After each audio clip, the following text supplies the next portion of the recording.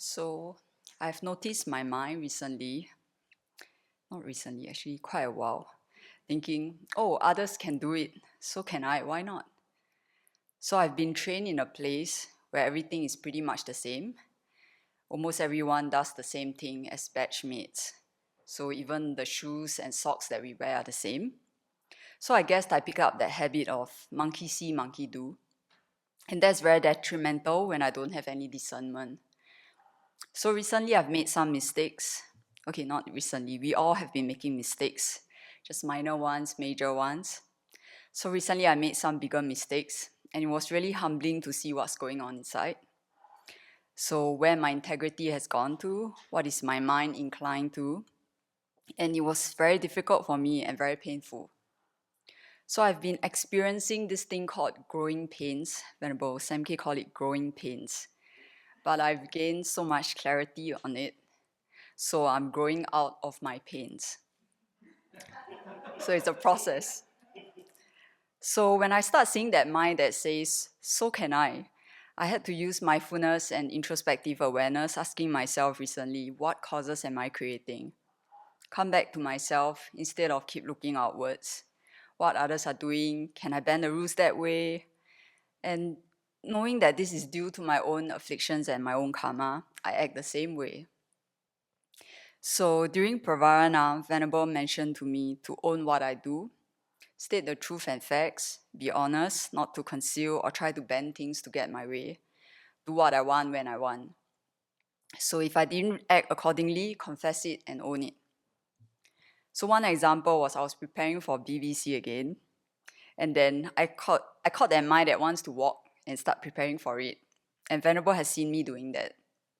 So of course I got stopped before. And I was very puzzled the other time because I saw my peers doing. So I thought, oh, I could do it too. Why not? So my rebellious mind comes up. So when I saw that due to my ignorance, I was confused, I went to ask my peers, I could do that, right? And with ignorance comes other afflictions, anger, attachment. So I saw my attachment to doing what I want to do when I want to do. And anger came when my peer told me, Venerable advice is only for you, not for us. Wow. Angry. What? Special. I'm so special. So the mind starts running again. Is Venerable biased against me? Why is it that I always get caught? This is so unfair. So, true confession. Oh. So actually every piece of advice and interactions, as much as I can remember, ever since I stepped foot into the Abbey, I actually wrote down all the small interactions and the advice that Venerable gave. I have it in my computer because I find that it's really very precious to me. And from very, very small things such as, it's time to wash your cup. Okay. Yes. I drink tea and many times I don't wash them because I thought, okay, we just save water, we don't have to wash it. And to big things about ordination, so I actually wrote all of the things down. And then small trips with Venerable Kadro to the acupuncturist, some advice that she gave, I wrote them all down. So I'm actually grateful that I see that I made all these mistakes in a way, because it's not about all these mistakes, it's what I have learned from it, what decisions that I've made that are not too wise, the areas I fail in terms of ethical conduct. The importance is that I can get up after making that kind of mistake and get up stronger, learn from it, and actually it's not too bad once you learn something out of it. So the level of clarity, the discernment, and to think for myself, how do I put consideration into others gets a lot more clearer this time. So with regards to the Dharma, I could see clarity in how I'm sharing. I have to be even more cautious. So because I often feel that I have this responsibility to transmit the Dharma from one generation to another.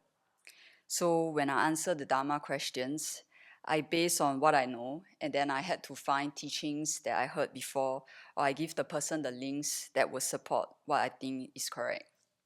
So that I don't give them the wrong information. And many things I don't know. So if I don't know, I will just say, okay, I don't know. and then can I get maybe Venerable Choni or somebody that's more senior to help you with it? So these are called growing pains, and it has given me a lot of clarity, confidence, and just letting my precepts, ethical conduct, and values guide me. So with all this guiding me, I see confidence growing. I see less harshness. Just saying to myself like, hey, Venerable, have some humility, learn from the mistakes, move on. There's no point beating myself up now. No time to waste. So I'm learning how to evaluate myself and my own motivations. So what do? I write down my qualities, my strengths, my weaknesses. I started taking in encouragement, saying, thank you, I'll take it in. And then not just pushing away and say, oh, they're just trying to be kind. You know, people here are kind. They're just trying to practice kindness, and I just push everything away. And often when I hear somebody talk about my practice, like, oh, you're doing well in this area, I often don't believe. I'll think that, oh, my practice is horrible. Thank you for trying to comfort me. And I'm like, now I have to say thank you. I take it in. I'll use it to fuel my practice. So because of all this experience, I'm able to cultivate compassion to myself and to others.